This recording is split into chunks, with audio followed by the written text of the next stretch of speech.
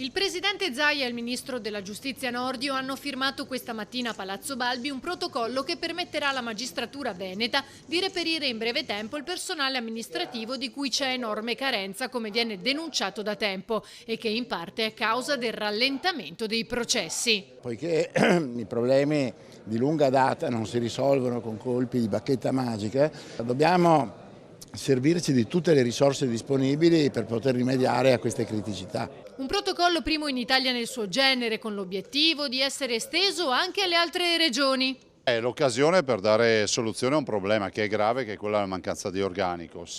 Noi vogliamo garantire la sicurezza e la legalità e non prescindere dal fatto che ci siano lavoratori.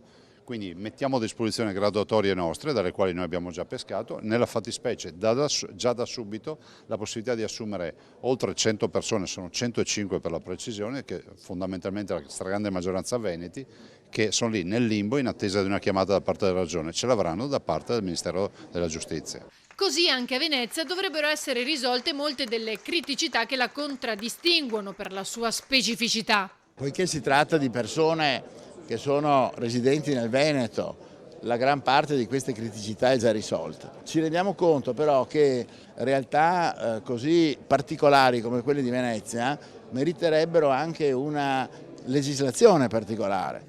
Quando però io ho detto che per esempio chi viene a lavorare a Venezia dovrebbe avere un aumento salariale, perché qui la vita, tutti siamo uguali di fronte alla legge ma non lo siamo davanti al carrello del supermercato, perché a Venezia costa il doppio di quello di altre città d'Italia, c'è stata un'insurrezione generale perché si è parlato di gabbie salariali. Se questi problemi venissero affrontati non con emotività ma con razionalità, io penso che potremo fare dei passi avanti significativi. Entro i primi di settembre, dunque, i tribunali del Veneto potrebbero avere 100 operatori in più.